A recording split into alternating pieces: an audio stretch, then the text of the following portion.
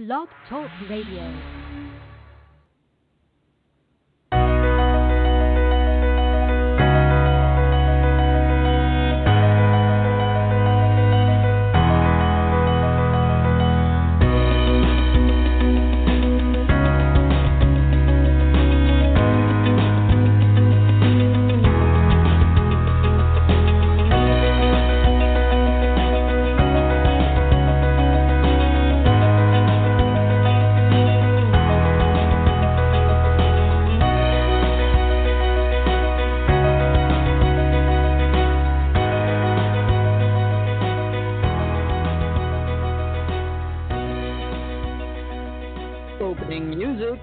By bensound.com. Welcome everyone to today's Earth Energy Forecast show on this Tuesday, September 8th, 2020. Thank you for tuning in today, or if you're listening later to the podcast.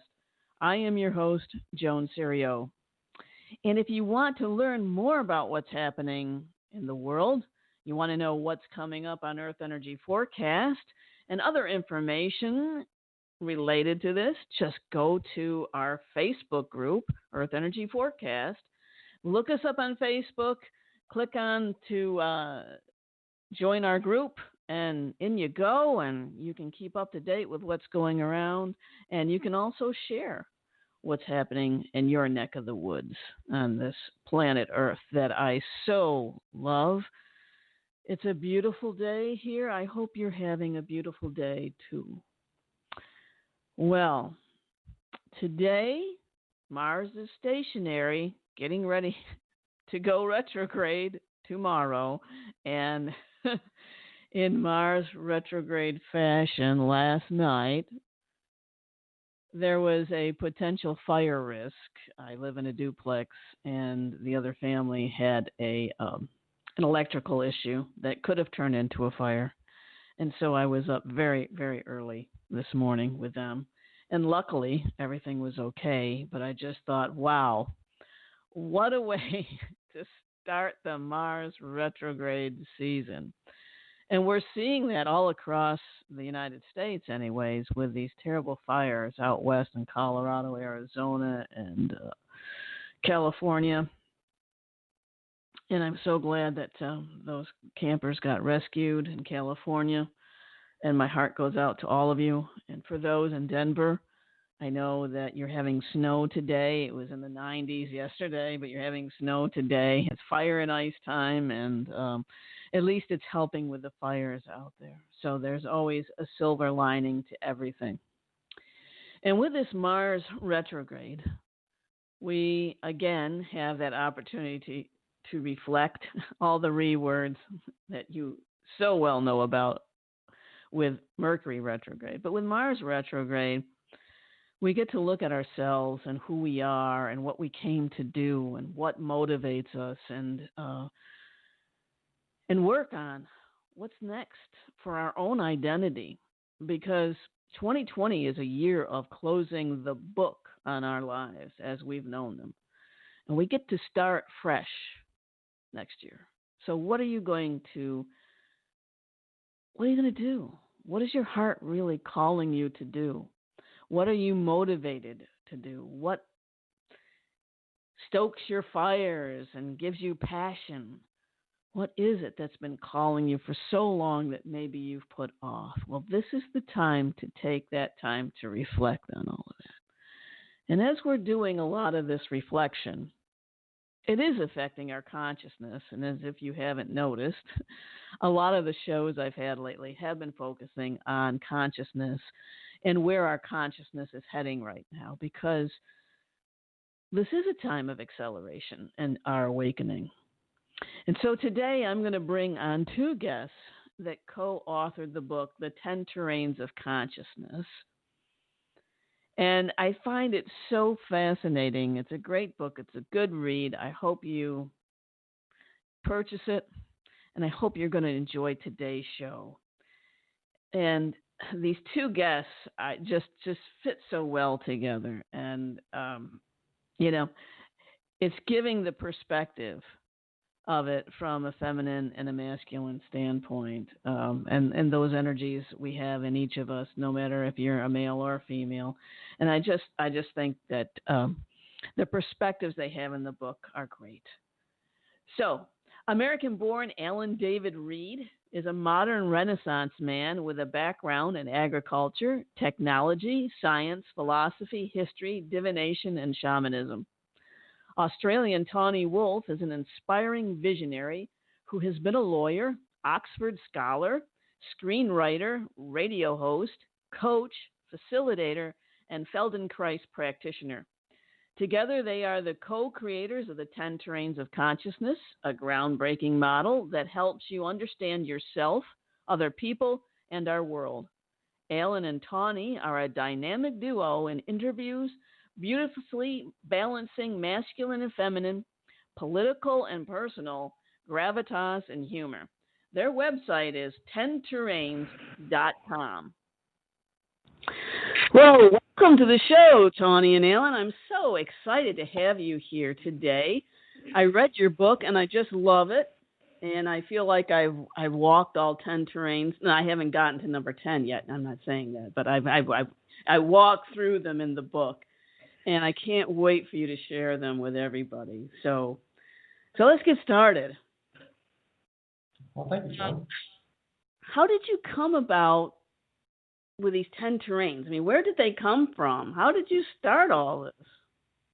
Well, it's an organic process. It's been a lifelong journey for me to understand the world we're living in, and Tahnee as well has been looking at human dynamics.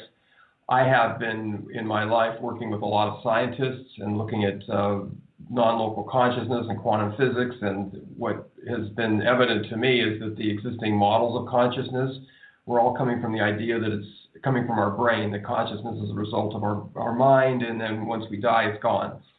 And actually, the mystics and all of the sages of all the ages, and now quantum physicists are starting to really get it, that this entire universe is consciousness. It is conscious of every atom, every subatomic particle, and there are multiverses. And so what we're doing with this is basically changing the perspective that the Earth isn't at the center of the universe, the sun is, in the sense that non-local consciousness, infinite consciousness, is what we are all a part of and a product of and arising from.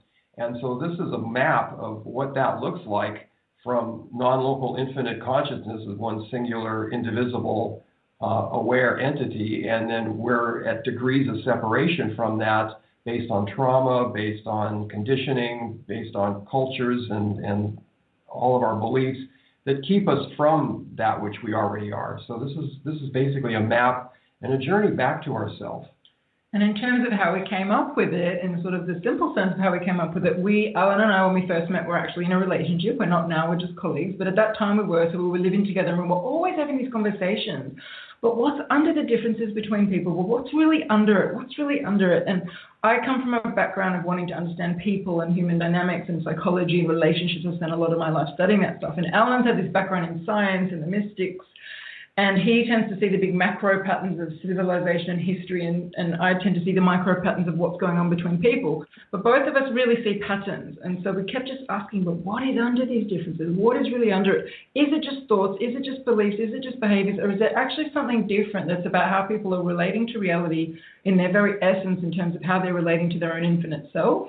And as we started to see that, just through hours and hours and months and years of conversations, it just started to emerge. And then we just started to write it down really quickly. Well, that's great. Yes, so you can see the patterns, and I love that each terrain has its own symbol.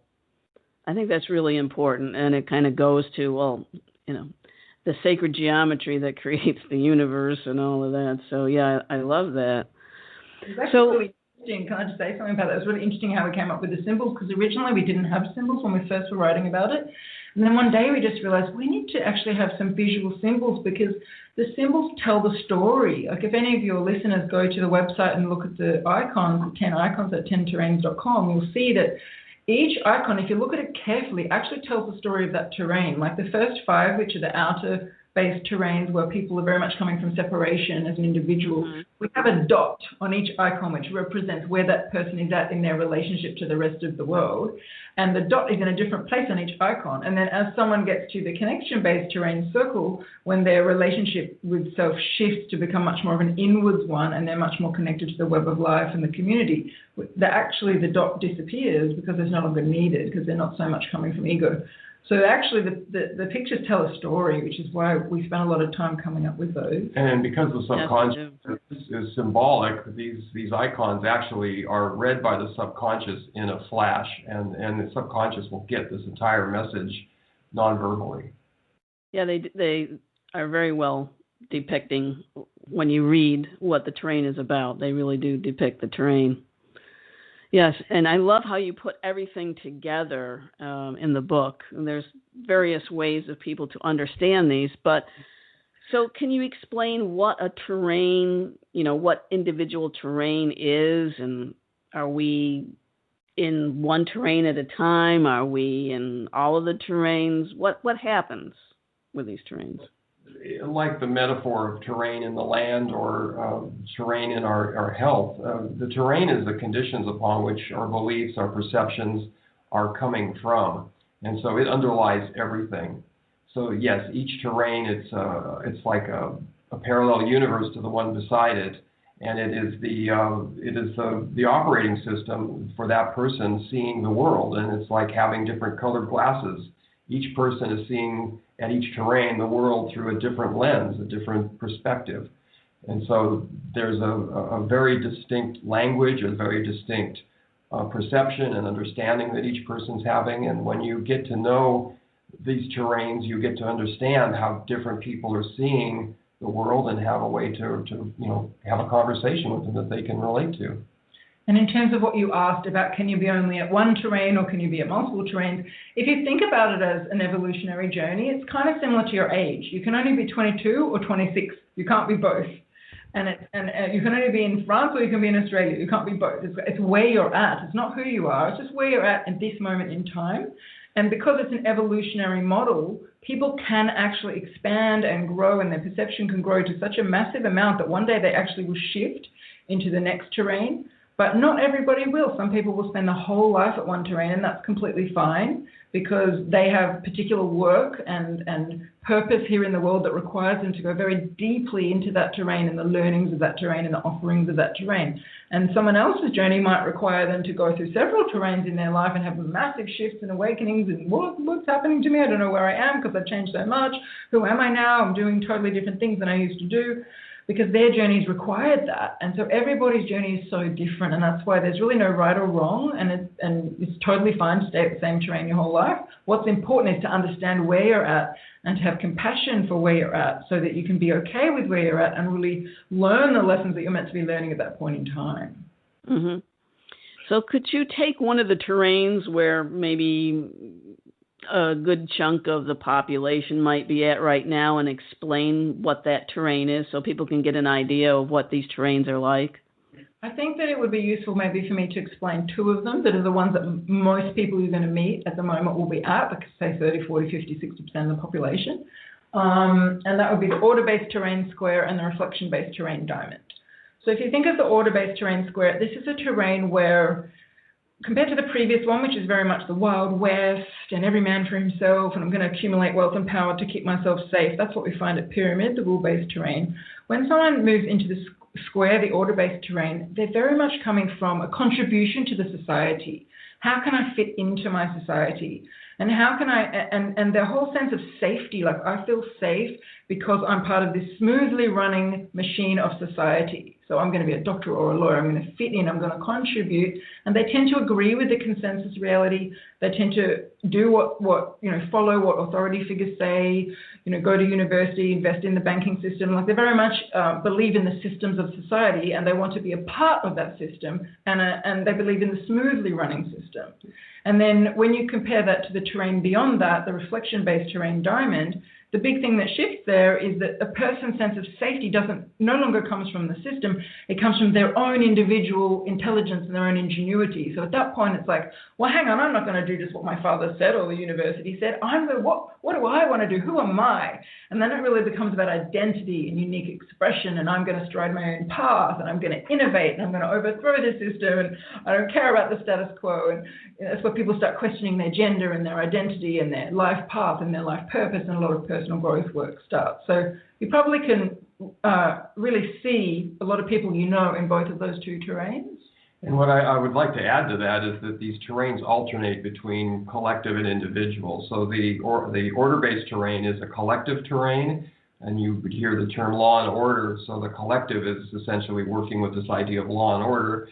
Diamond is looking at more of an individual expression, and so in a sense, it's where you're rebelling against the law and order. You're rebelling against the collective, and you're trying to find your individual expression and individual uniqueness apart from that. So they're playing off each other. Each of these terrains kind of play off the one before it, and are in reaction to the one before it.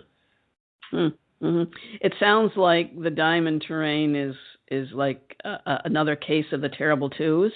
Where it's all about you finding your own unique identity and see how far you can go with things. Is that? There's a lot to be said for that, yes. Except that, so many of the greatest inventions and contributions to humanity have come from this terrain. I mean, some of the most genius thinkers in our world, we wouldn't have the internet if our culture hadn't shifted into diamond as a collective prevailing terrain. We would still be just all living in a centralized system where everyone was doing what everyone else was doing. All the cars would look the same. We're in a world now where so much of the positive stuff in our world and so much of the shadow stuff in our world is coming about because we are at the based terrain as a collective. So it's really important to remember that all of these terrains have incredible positives, but they also have shadows, and we have to really keep a really neutral view on that.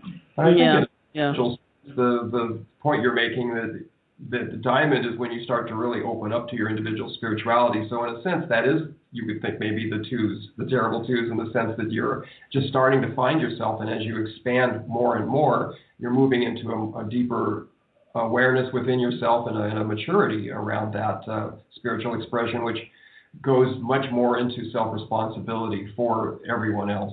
So there's action to that, then there's a realization that you need to be responsible for that, because that's what you want.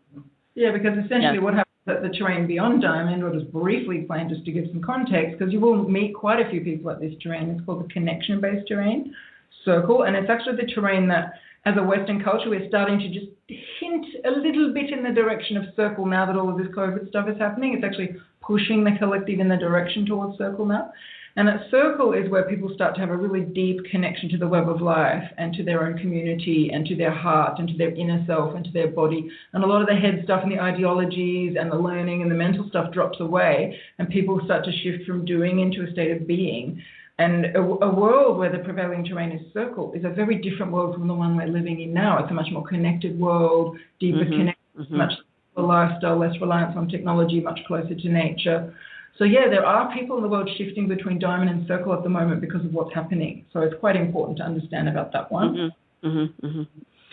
Yes, and it's like the mature or the adult version of the terrible twos, I guess. I could have rephrased it in that way.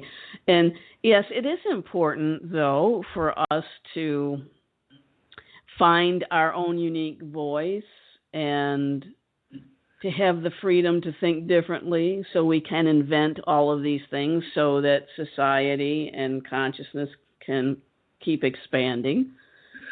So do these terrains kind of like change from individual focus to collective focus and then back to individual focus, or is it constantly expanding? It's constantly expanding. There is a different energy in the sense that, when you're in one terrain, the focus may be a little bit more on collective, or the focus may be a little bit more on individual, but each terrain builds on the other, because once you're aware, you can't become unaware. So if you've shifted from pyramid to square and you now care about the collective and your family and society as a whole, that doesn't go away when you shift to diamond. It's just that now you're thinking outside the box in how you can look after everyone. And then you shift to circle, you're still an original thinker, you still have an individual sense of self, but now you're also connected to the web of life. And when you shift to spiral, you're still connected to the web of life, but you now have more of a multidimensional cosmic self sense of self as well. So each builds on the other. So someone who's at infinity has a very deep appreciation and understanding of all the terrains because they've got all of them and they've lived all of them. But in the other direction, it's not the same. Like, so someone at pyramid who has never been beyond pyramid can't really get what it means to be like at square or at diamond, because it's kind of like the hearing range of dogs. We can't hear it, but they can. It's outside our ability to hear. And so in some senses, if you're talking to someone at one end of the spectrum, they understand all of them. And if you're talking to someone at the other end, it just doesn't make sense. Yeah. So what if we want to change our terrain? Now that we're learning about these terrains and, people buy your book and they're like, wow, this is awesome, and I want to be at this terrain. How can we change, or can we change consciously? Well, that's a great question. You are where you are because of the traumas you've experienced, the stories you're holding on to, the conditioning, the programming. So when you look at this map in a larger context, we already are this singular consciousness at infinity. But apart from that, if I were to take a rubber band and take it off of my finger, then that's the resistance that we are apart from ourselves. And so to heal back, because it's a self-healing universe, we have to do the work. You can't willfully change your terrain. You have to do the work to heal. You have to heal the trauma. You have to heal and let go of the stories. You have to look at the conditioning. And all of this is a process. And as you come to that awareness and surrender and acceptance of yourself and self-love and all of the things you hear about in the various mysteries and personal growth, you will naturally come back to yourself. And so it's taking you there. It wants to take you there because it takes a lot of energy to hold you apart from yourself. If you were to hold this rubber band off your finger, that's a lot of energy to keep that in resistance. So it's wanting to bring you home. You're wanting to come back to yourself. It's your stuff that's keeping you apart from that. And so healing your stuff is how you shift terrains. But that's just not something you can read a book to do. You have to do the deep work, all the different processes that are on the planet to help you clear yourself. But at the same time, because I'm always going to balance what Alan says, it's really important to remember that everybody is at the terrain they're meant to be at this moment in time. And there's actually no need to be at the next terrain. It's not like you're going to get to infinity and you win a prize. It's not like better to be at the next terrain. There's no goal here. You got lifetimes and infinite lifetimes to explore in all these different playpens, and the many masters come back and choose to come back in at radial or pyramid to relearn some things they didn't fully learn the last time. So there's really no agenda here, and it's really important to have compassion for where you're at any moment in time in your journey, because there's actually spectacular gifts that you can offer the world at each terrain if you really learn the lessons of that terrain. There are very, very wise people at every terrain. I mean, we have a quiz that people can do where they can find out their terrain, and you can do that at 10terrains.com. And once people have done that, they can get a report and learn all about where they're at right now in their journey and see all the gifts of that, but also all the challenges and the things that are really difficult because they're at that point. And they can also see the lessons that they're meant to learn at that point in their journey. And one of the other fun gifts that we give people when they get their report is a free ebook called The Terrains of Famous People in History. And it's actually really inspiring to see that, because you'll see people that you totally admire from the last 400 or 500 years who are at every different terrain. And you realize that there are great leaders at each terrain. There are great teachers. There are great scientists. There are great pioneers. They're just seeing the world differently. Mm-hmm. So it's important to balance the urge for growth at the moment that's coming so much out of the collective culture at Diamond, which is all about expansion and growth, which is beautiful, and it's leading to amazing breakthroughs in humanity, but also to balance that with an understanding that it's actually okay to be where you're at, and you can't consciously choose to be ahead of where you're at, because it's actually not your ego in charge, it's actually your infinite self that's in charge, and it will shift you only and if you're ready to shift, and you don't know when that's going to be. Mm-hmm. Mm-hmm. Yeah, so you answered one of my questions, because I was going to ask, so for those that believe in reincarnation, would you necessarily come back at the same level or the next level, or where would, is it a linear process? And you're saying, no, not necessarily.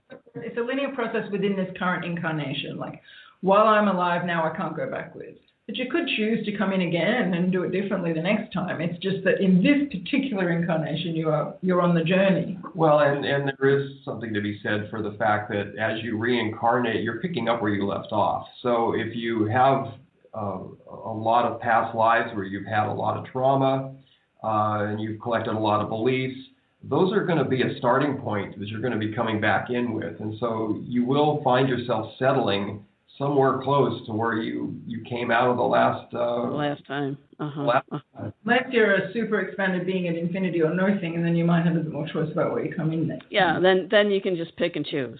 Woohoo! Yeah. So the one's in reaction, the other one is by volition, but that again takes a level of mastery. So it's where you've come out of this, I guess, as to where you're going to come back into it. Interesting. So how do you determine where a person is and what terrain they're in? How did you come up with a set of, okay, here are the questions, or here are the rules, or here are the characteristics? Well, there's at each terrain a language, a memetics, and if you look at the memetics, there's charge in those memetics. And so there's a very precise process that we've been mapping, and people are reflecting this time and again. And we've been doing empirical research now for 5 years as we've been developing this. So by the questions we ask when you take the quiz and how you select the answers, that's determining where you're going to come, out in this quiz. And so it's very accurate, actually, in most cases. You're going to fall within a very defined window, and then that's a place for you to, start investigating. It may not be entirely right on, but in most cases it will be. But you'll be able to at least start your journey there and refine and go deeper into understanding yourself. And it definitely has not been an easy journey for us to develop the quiz. It's very accurate now, but it took a lot of work because we're having to assess where people are at beyond their own sense of self and beyond their own ego identity and beyond anything they've read in books or anything they've learned about spirituality, and actually find where is someone at in an embodied way. And we originally had a very long questionnaire that took people an hour to do, and they wrote essays, and it was incredibly accurate because it was just so long. But through doing that with lots and lots of people, we started to really see what are the key questions that really sort the wheat from the chaff and that really show someone's terrain, as opposed to showing their personality or things they've read. And over time, we really started to see, and we found a way to do it in a much shorter, easier version. So this quiz only takes 10 minutes, but it's very accurate. But that was a learning process for us, because it's not easy stuff to figure out. Yeah. And it's hard for people to just read the book or read the website and figure out their own terrain, because often you can't see the water you're swimming in. It's actually quite hard to see the color of the glasses that you're wearing unless you really either really have studied this model, like more than just reading the book, like really have spent years studying it, then you probably could see. Or if you're really super ruthlessly honest with yourself, which most people aren't, and that's okay, including us. So you need a little bit of reflection often from outside just to give you a window. And so what we say to people is do the quiz and then read the report. It's like a 40-page report. It's very detailed. And most people will go, oh my God, that nailed me. Yeah. Some people will read it and go, oh, I don't know. And then we say, sit with it. And some people go, you know what, that's just not my terrain. I didn't answer it accurately. I'm going to sit with this. I'm going to study more. And then they figure out which one they're at, or they do the quiz again. But other people sometimes write to us like 3 or 4 months later and say, you know what, that actually turned out to be really accurate, but I couldn't see it at the time with all my stories about myself. So interesting. What were you going to say, Allen?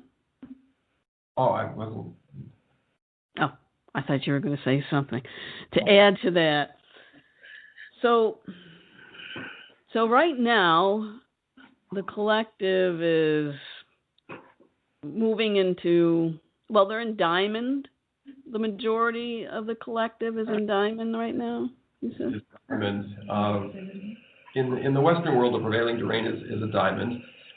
With this COVID event, it's moved a notch. The planet has actually stilled itself a bit, and collectively there's been a shift. So we can look at this in 2 ways. There's a larger spiritual perspective that's happening collectively, the collective self, if you will.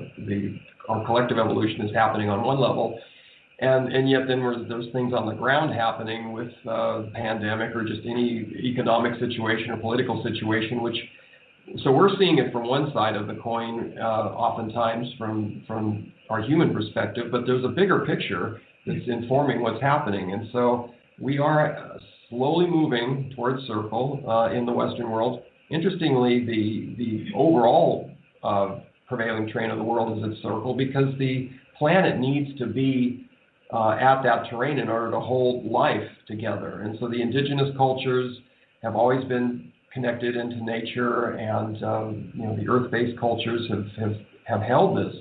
As they're being lessened, there's people then coming in the West that are starting to come back into nature and connect back to the web of life. So there's always the Gaia, the whole, if you talk about earth changes or the whole of life, is always in control of this and always keeping things in balance on a much larger level beyond our individual awareness. And so all of these changes we're experiencing, because it's a holographic universe and it's a holographic planet, and we're all holograms, this is all connected. It's all connected into one consciousness, and so it's balancing itself always. But in terms of where we're at right now at this moment in time, when we say the prevailing terrain is at diamond, that doesn't mean the majority of people are at diamond. It's probably like 30-40%. It's just that the gravity of the culture, when you sort of add everything up, means that we're there as a collective. But there's still large numbers of people at square. I mean, as the country we're in right now, Australia, the prevailing terrain is still at square. And there's other countries where the prevailing terrain is still at square. And there are quite large numbers of people now shifting into circle. And there are obviously always numbers of people at pyramid and at spiral. And there's smaller numbers of people at radial and at toroid. So the largest groups are at square and diamond.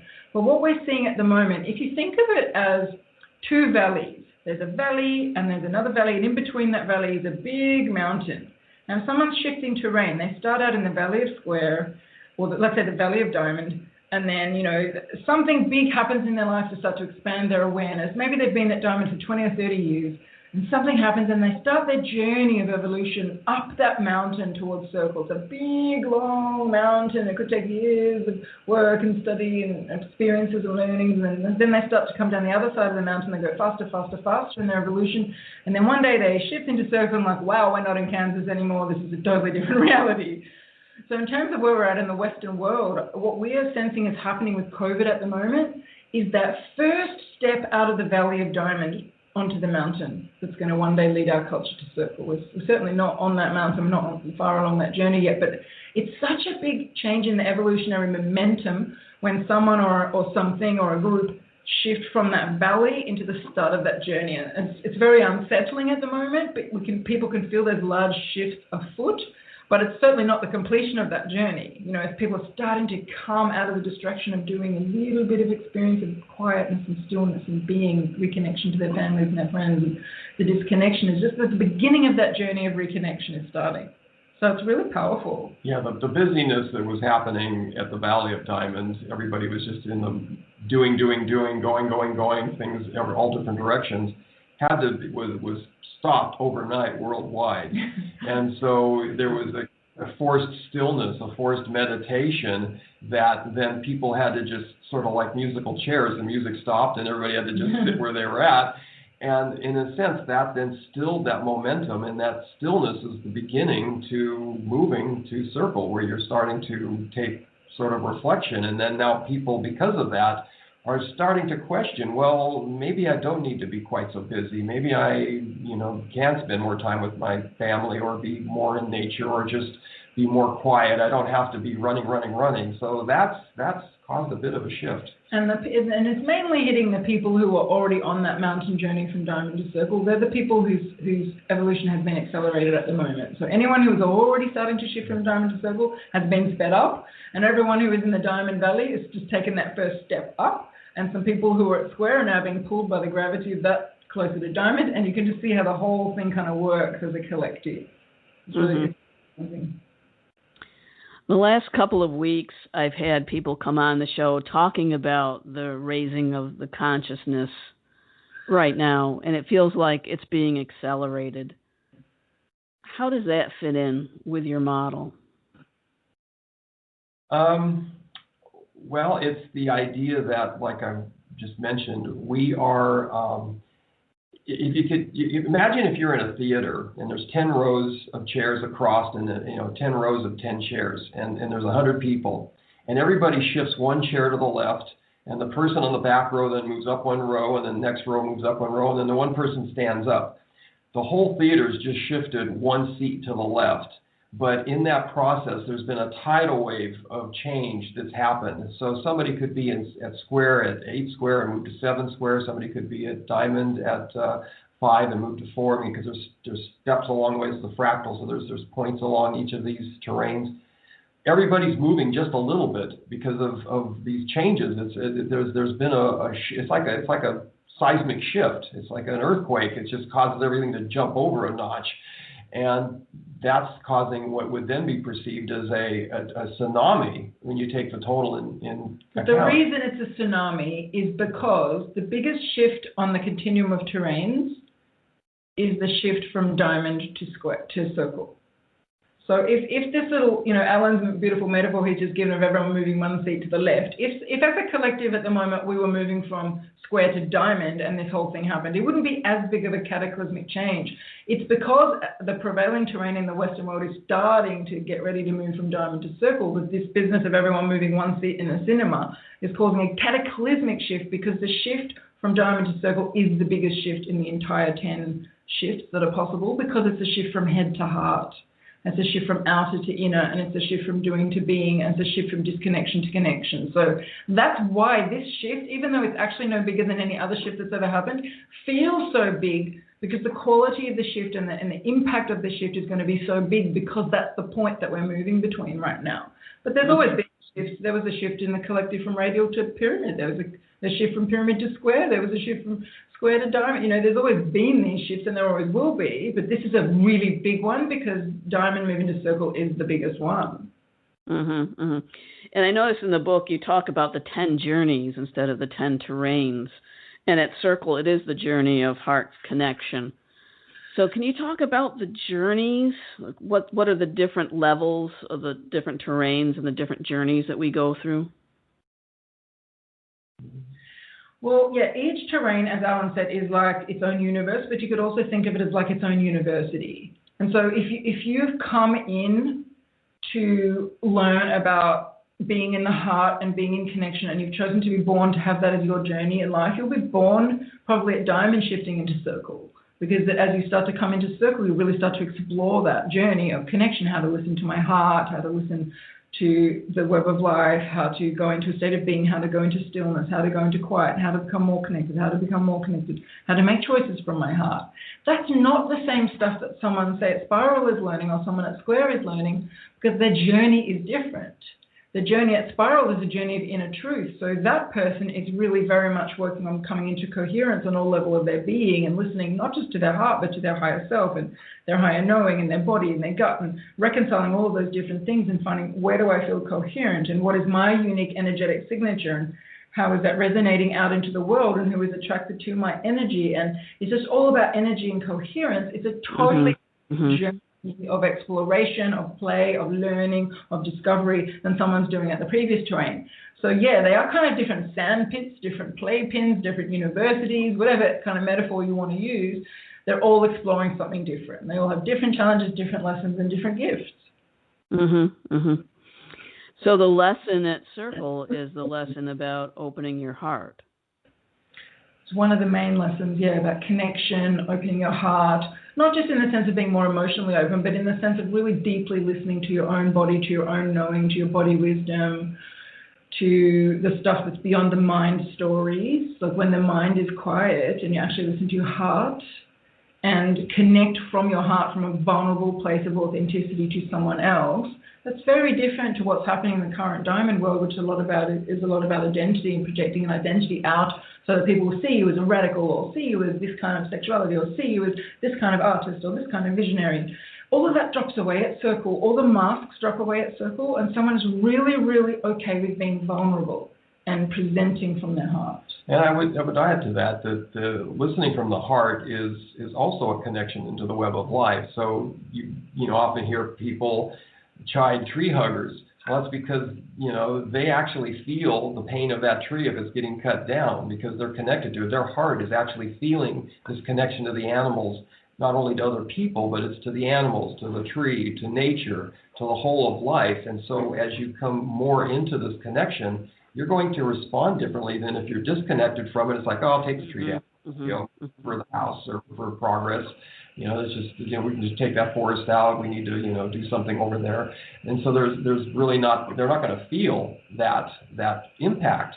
So you get a lot of issues now in our world where you've got those that are feeling the impact and trying to be a voice for the voiceless, and those that are like, no, we need to put the freeway there, and just, we don't care if we're taking out endangered species. It's just, we got to keep plodding along. This is progress, So they're all just different worlds trying to find their own way, and they're starting to clash with each other. But there's also a complicating factor, which is that at Diamond, the reflection-based terrain, people can be extremely passionate about conservation and environmentalism and caring for the earth, but it's not coming from a visceral place of feeling the pain of the tree. It's coming from an ideology and a belief, and it's just as powerful as we need it. I'm not complaining. Like, we need it's coming from a different place. It's coming from believing in permaculture, believing in ecology, studying the ideas and thinking it's a fantastic approach and it's my ideology and I'm vegan and that's my identity. That's different to how someone at Circle is showing up around the same issues. They are actually sitting there crying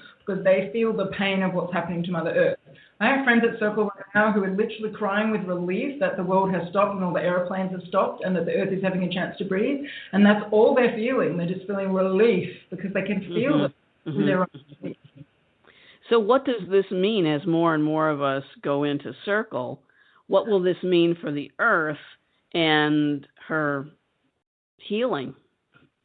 Well, such a beautiful question. we're going to, and we covered in the back of the book various examples of shifts in economies and shifts in society.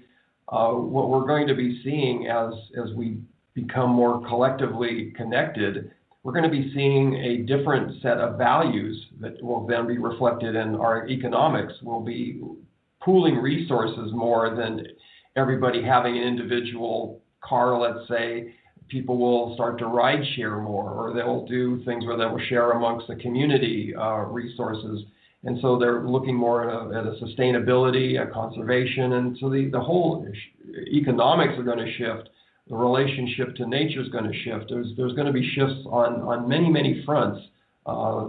Financial systems, money systems, they'll all come looking differently, and they'll move more and more to where we are now, to more of a gifting in time, giving to each other more than really having to need money. We'll just simply, as we're more connected to each other, we'll just start to give to each other because it's like, you're my brother and my sister. I'm just getting good. Yeah. Where we live, in the particular part of Australia we live, the prevailing terrain is Circle, and it's a small part of Australia. It's a small sort of alternative community, and however many thousands of people are here, the prevailing terrain is Circle, and I'm telling you, it is like living in a different universe. Like when you go to events or gatherings, like everybody has a chance to speak. There's always a talking stick passed around. People are showing up really vulnerable, sharing their truth and their feelings, but everyone's listening, coming from a humble place. There's no leader. They're not like an inspiring figure that's trying to lead because they're the charismatic leader. It's really not running like that. And the kinds of decisions that are being made are, how can we raise everybody's lifeboat so all people are fed and all people are housed? And it's just a totally different way of resolving disputes. It's a totally different way of sharing resources. It's a totally different way of relating to the water and the ecosystem and all the kind of sciences that are being invented by people around here, and the kind of music. The music is all heart-centered lyrics, and they don't get up on stage. They actually sit in with the audience and sing like it's a different thing. And the sciences that are coming out, they're all kind of like biomimicry. They're based on the patterns of nature rather than trying to outsmart nature. They're like, let's nature does this. It's just a totally different way of thinking. And we feel very blessed to live in this part of Australia because we're getting a little glimpse into what humanity might be like in 50 or 100 years, assuming we don't destroy ourselves. And we personally believe that we won't destroy ourselves. So we have a very hopeful perspective. But assuming we don't, and the shift continues, which it inevitably must, eventually the world will look a little bit like where we live. And it's a beautiful thing. And watching the children is extraordinary compared to the children in the city. The children here are connected to nature. They play with each other. They're not all on devices. They're eating really natural foods. It's just such a different way that the children here relate to each other. The parents are all they're all like nonviolent communication, and the kids are all listened to. Like, it's just so different. must be so refreshing for the kids, especially for the new children that come in, and then, this is the way I choose to live. Yeah. So is this kind of like the Netherlands then? I think there's some countries that maybe are living closer to. I mean, are there other sections of the world that are? There are little enclaves everywhere. In this area, we've mapped out the different personalities of the different, the prevailing terrains of the different towns and communities, and certainly we see that with nations. Some nations are more advanced. I would say some of the Scandinavian nations are probably much more moving to circle, and pockets within them are more advanced. Possibly New Zealand. You've got communities like Findhorn or Damanhur, that are little meccas of ideas. There are places in the world that are and nations in the world that are more at this cutting edge of a collective community, whereas there's other places in the world that are actually still exempling very primitive Game of Thrones behavior and warring, and they're just feudalism. It's quite interesting. And what we would say to people listening who are at Circle or maybe living in alternative communities, because the world is starting its beginning stages of its journey up that mountain towards Circle, people who are already there, who already know how to function there, can be real way showers at the moment. They can really be modeling new living styles, new environmental systems, new ways of getting around, new kind of financial systems. And that's what's starting to happen. And I think once people learn about the 10 terrains, they'll realize how important it is that they're modeling those things and developing those things. Because 50 years from now or 30 years from now, they're going to be really needed on a larger scale than they are now. We feel we already are at Circle or Spiral, but you're actually making a huge difference just by living the way you are and building on that and exemplifying it. At the moment, it's going to be really important. And I think that's really a fundamental message for everyone, is that what we can do is be the example that we want others to aspire to, rather than try and change each other. We can, with this model and this understanding of the terrains, have compassion for the pain they're in and the place they're at, if they're in a more contracted relationship to themselves. And we just simply are being this being of love and light and life, and they will want to know, well, what are you doing? I really aspire to have that sort of peace within myself. And then you have an opportunity to guide and to show. But you don't need to teach, you don't need to change or anything in your family or in your neighborhood. You just need to be this with yourself. And so, the famous saying, it's change begins within, and it's change the world itself. This is all an inside job for all of us to do. Find out where you're at, learn what you need to learn, heal what you need to heal, be the best version of you can be. And if we all just take care of ourselves individually, we'll collectively get there just, automatically. I think what Alan's saying has also just brought up another point that we haven't said yet, which is actually a really important one, is that one of the real benefits of understanding the 10 terrains is being able to understand the other people in your life, like your husband, or father, or your colleagues, or your neighbors, because they may not be at the same terrain as you. And some people can get really frustrated, like, why are they not doing this growth work that I'm doing? Or why are they not blah, blah, blah, blah? Why are they not contributing to society? Or whatever point they're at, they'll look at the previous one and go, why are they not? Why are they not? And actually, once you start to understand where someone else is coming from, you can actually really just hold space for that person in their journey and have compassion for that person, allow them to be where they're at, and really understand what support they need at the point that they're at. And it's not going to be the support that you need at the point that you're at. And you can use language to communicate with them that they will actually be able to hear, because primarily most people just want to feel safe. And each of these terrains have a very different thing that causes them to feel safe.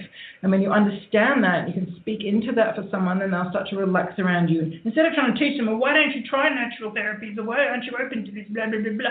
You can actually just where they're at, and all it goes away, and all of your frustration at trying to change someone else will go away, because ultimately it's quite arrogant to try and change someone else, because they're on their own journey. Their infinite self is choosing their journey. Your infinite self is choosing your journey, and the whole of consciousness collectively is creating the entire play and the entire tapestry, and it's all designed very cleverly, so you don't want to mess with it by making someone do something they're not supposed to be doing.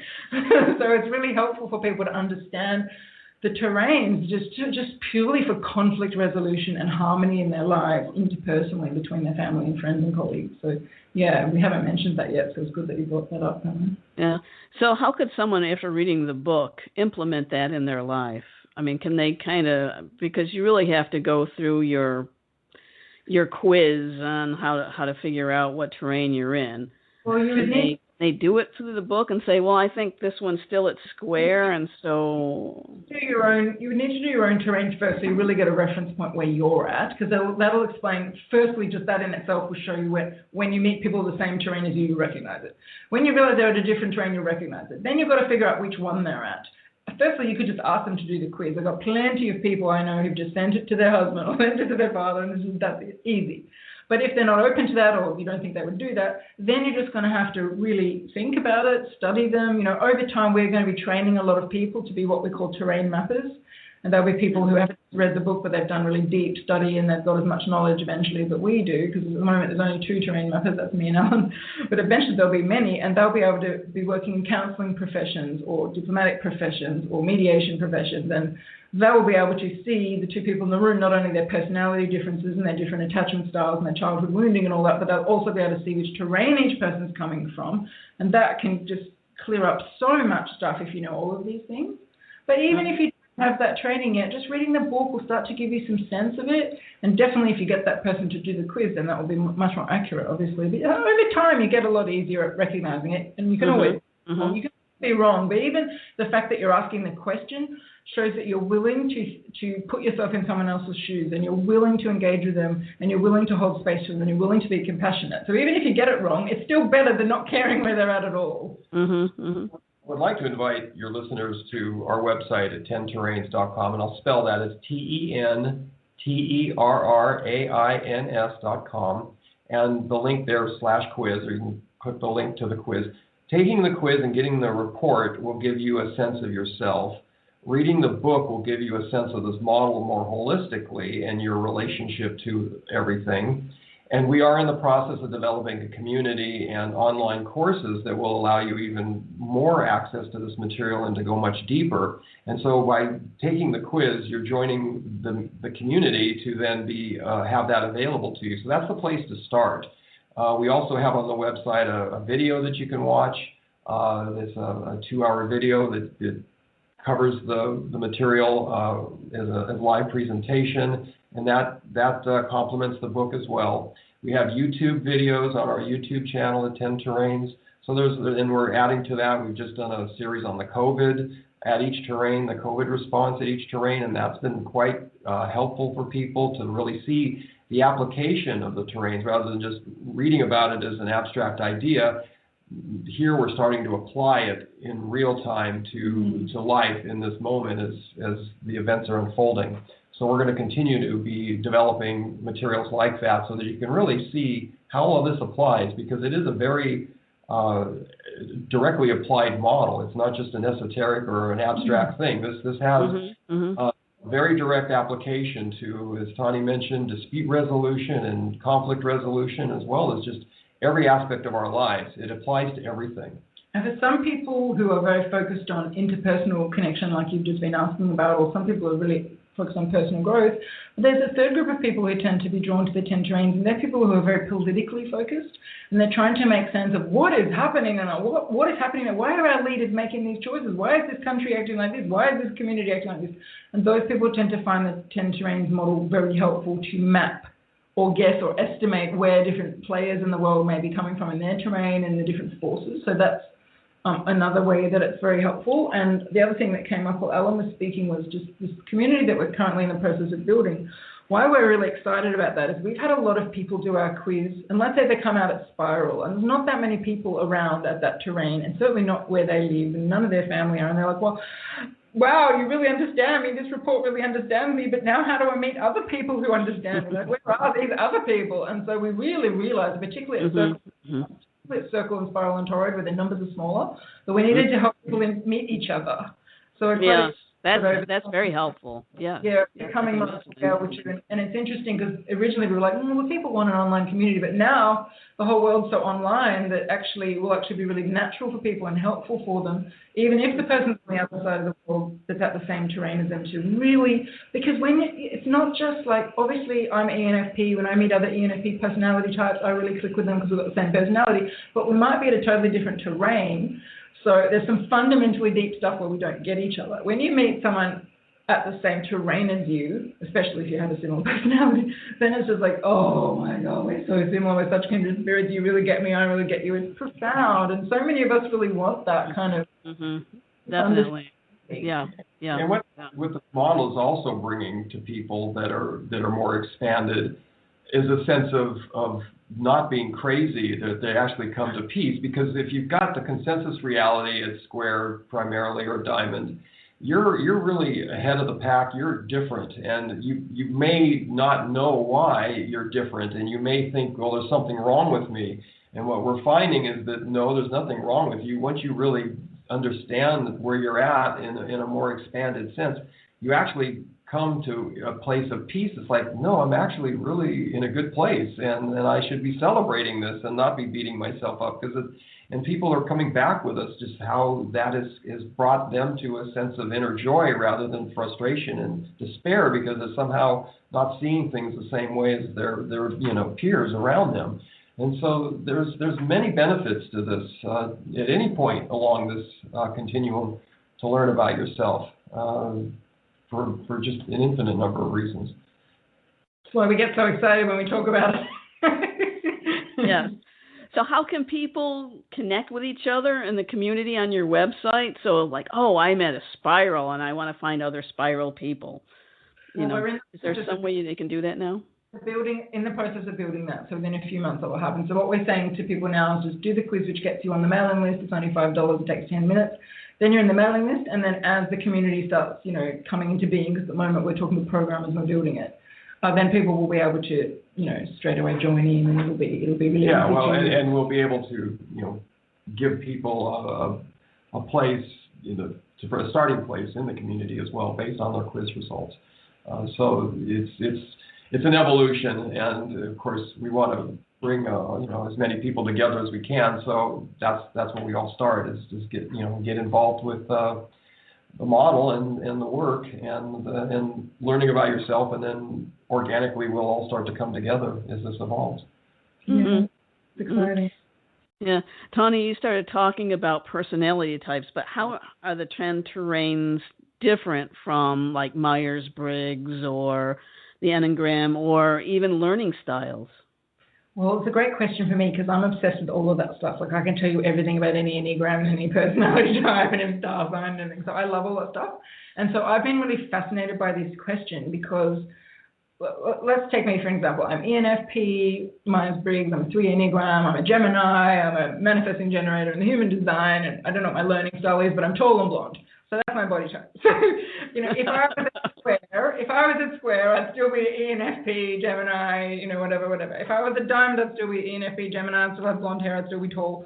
None of those things are going to change because that's the geometry that I came in with. That's the nature. That's my fingerprint. Like that's not going to change. But I'm going to get older. I'm going to be a Gemini who's 23, and then I'm going to be a Gemini who's 30. It's the same with my terrain. I'm going to be an Enneagram 3. I'm still going to be seeking to achieve. I'm going to be talking a lot as an ENFP and be making intuitive leaps as an ENFP. But I'm going to be at spiral or I'm going to be at taurid. And the thing is that your personality type doesn't change, but how you show up changes, how you embody that personality type. You might, as someone who's an ENFP, we can be the limelight stars of the show, and if I was at a different terrain, I might be taking over everybody all the time, whereas as I get more expanded and also as I grow up and get more mature, I can step back and let other people shine and shine the spotlight on someone else and use my charisma for that purpose. So everybody's personality type and their star sign and their human design and their body type and all of that, their talents, their gifts, those things won't change, but how they use those things will change. How they embody those things will change. So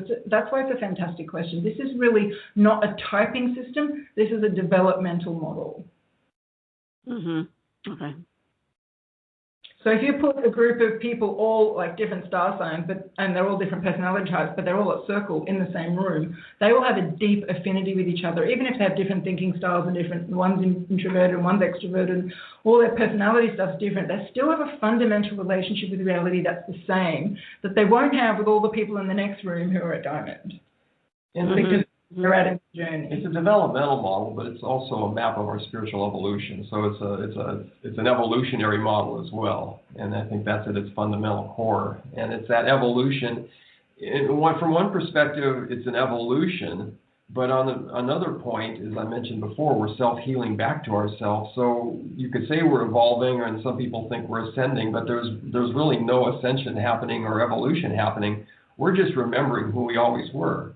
And we're just healing back to that point which we all came from.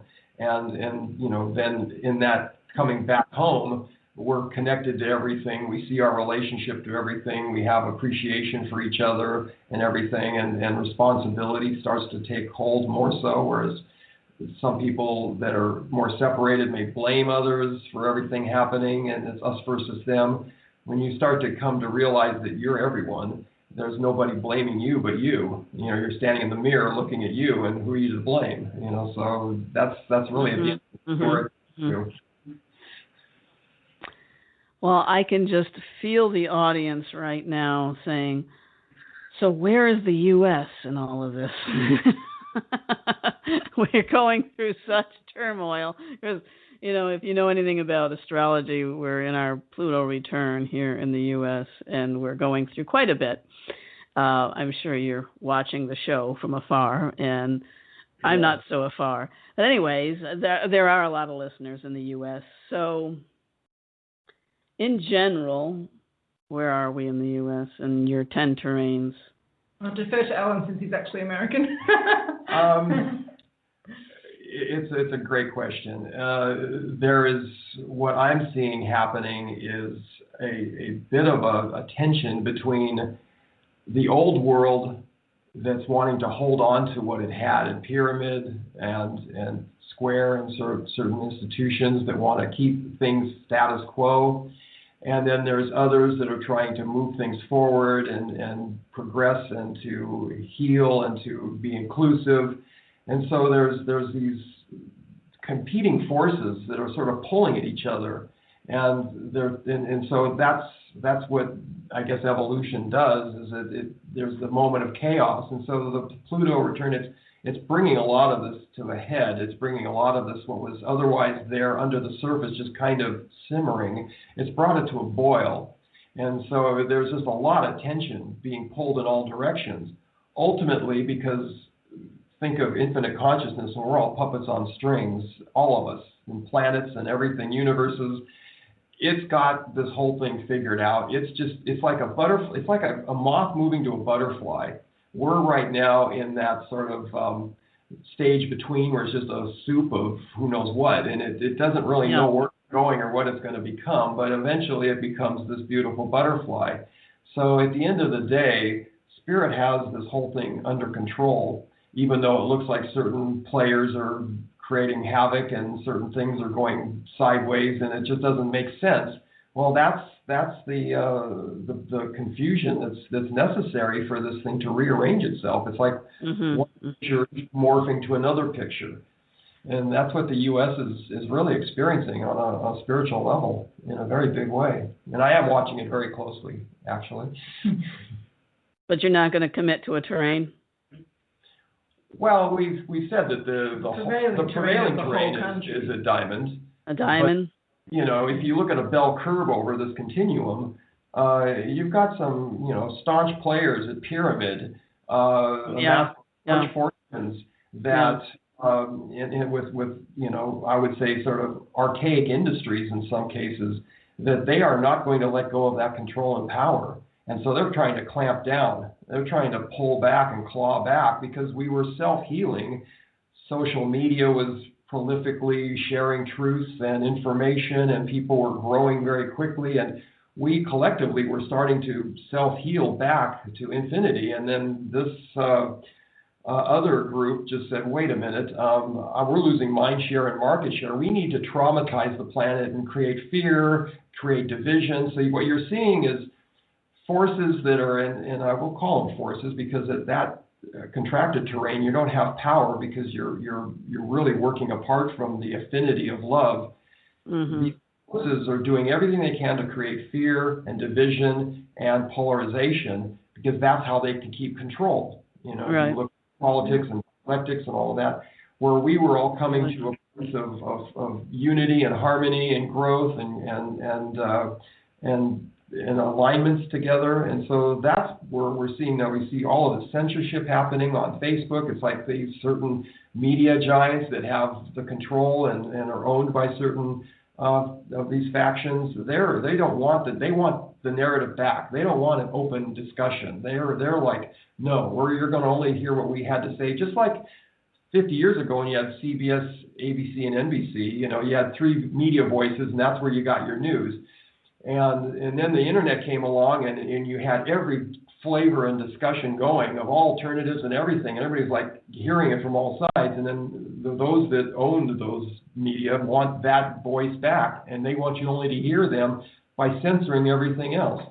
But it's also like it's also an inevitable outcome of a culture moving fully into diamond. Because the US is fully into diamond. Australia is not. We're still a bit in square.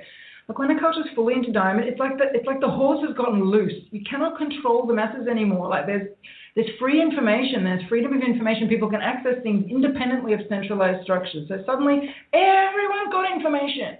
And so what's going to happen? There's inevitably going to be a backlash where there's going to be people who are used to having power trying to seize that power and trying to pull the horse back in, but the horse has already gotten free. The horse is halted because it died. The horse is out of the gate. Yeah. Right? Yeah. Like it's inevitable what's happening at the moment. If you understand terrain, like it can't happen when the collective's at square. There's no need for any of this. At square, everyone's doing what they're told and going to university and getting jobs and contributing to society, not questioning anything. You don't need any crazy stuff happening. Right. Once the culture comes through this eye of this needle and ends up at circle, everything will calm down. But at the moment, when we're in the valley of diamond and really fully 100% diamond in every aspect of our civilization, our television, our culture, everything's shifting into diamond. All the stuff on Netflix used to be square and now it's all diamond. Like, this is inevitable, this kind of backlash and chaos. And how do we make diamonds? Through pressure. Yeah, right, exactly. Yeah. There's pressure, and it's like those that have had control for centuries are inevitably going to be rattled by this. Like, you can't have the existence of the internet without rattling certain structures. So it's just, the internet's just the smallest piece of this. But even if you just look at that, freedom of information, like that's what's going on at the moment. Everyone's questioning everything. That's going to lead to some chaos for a while. Not necessarily fun. And that is the mantra of Diamond, is to question everything. And, you know, I would encourage all of your listeners to question everything and to question this model and to question, you know, just to ask the question, because that's how we evolve and grow. Is by individually asking the question, doing our own homework, doing our own research. Don't take it from someone else. You know, use them as guideposts perhaps, but do your own. Find what's true for you. You know, that's really what the message of Diamond is. Find what's true for you, and then as you start to then find your inner truth, how does that feel to your heart? Does that really feel like it's serving you? Is it serving your health? Is it serving your life? You know? Serving humanity? Is it serving your community? Right, yeah, to expand that even more. Yeah, because it reminds me of the Mayan calendar and Carl Kalman's 9 waves and that universal consciousness, the co-creation that we're in now. Yeah, very familiar with him and his work. It's definitely an interesting time to be alive, and it's no coincidence that we were given this information at this time. And we've been sitting on it for a few years. We wrote the book a few years ago, and I was like, no, it's not really the time to go out and speak about this yet. We just knew it wasn't. Stuff kept happening in our personal lives to interfere with that. And then suddenly all the decks got cleared, and suddenly we had all this space free to suddenly start doing interviews, and it's just the exact time when all this COVID stuff's happening and everyone's finally going, what is going on? And they're actually needing this information. So like, there's no coincidences here. Everything is really ultimately orchestrated for the highest good of all. And once we come to a place where we can trust that, then a lot of the stress comes out of life and we can just be much more coming from a place of trust and surrender. But that's part of the journey of the terrains. At certain points, someone gets to that point, their life becomes a lot more relaxed. But at the same time, it doesn't suddenly become necessarily easier, because if someone comes to a more expanded terrain, say they come to Toroid and they're in a place of deep trust with life and they're very surrendered, at the same time they're having to do a lot of work to constantly stay in their center and not be affected by anything. And anytime they get triggered, they've got to come back to their center. Yep. Be vigilant. People are like, oh, I just wish I was enlightened. Life would be so easy. No. Don't we wish? That's the master. And, you know, as you're enlightened, you are 100% self-responsible of every thought, of every action, 100%. 100%. So. Yep. Well, this has just been so timely, and I'm just so glad that I found both of you to come on the show. It's been very enlightening for me. I hope it is for everyone else. And I hope they buy your book and go on to 10terrains.com and do the quiz and find out where you are and embrace it. And thank you so much for being here, Allen and Tahnee. Thank you so much for having us on. And we very much enjoyed sharing this with you. It's been such a pleasure to talk to you. It's so lovely being interviewed by someone who's a real kindred spirit, and we really, really enjoyed it. So thank you so much for asking such great questions. Thank you. So I hope you do go and purchase the book. And next week, next Tuesday, is the third Tuesday of the month. So that is Loving the Earth Day with Jane Reading and I. So please join us then. And for the rest of the day, enjoy your time. Be grateful for every moment you have. And much love, everyone. Take care.